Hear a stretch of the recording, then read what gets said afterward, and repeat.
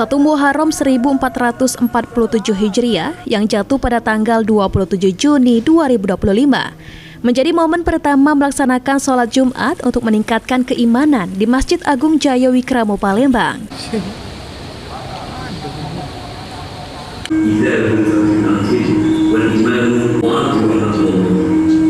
Yang artinya itu berkata di sebuah keteguran atau menyebabkan yang lainnya. Oleh sebab itu, adalah terbaik ketika diam dan tegur.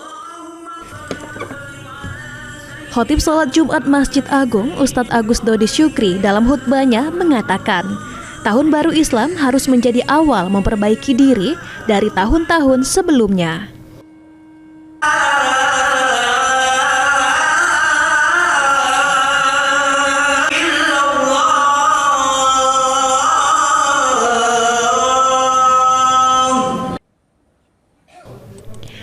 Selain itu, tahun baru Islam harus menjadi renungan atas dosa-dosa dan kesalahan yang diperbuat untuk bertaubat kepada Allah Subhanahu wa Ta'ala. Ingat, seorang mukmin lebih baik dari amalnya. Ketika kita berniat untuk berhenti dari semua perbuatan salah, perbuatan dosa, itu jauh lebih baik daripada kita tidak punya niat sama sekali. Kalau kita sudah punya niat, ini berarti berindikasi kita ada harapan untuk berhenti dari perbuatan-perbuatan salah.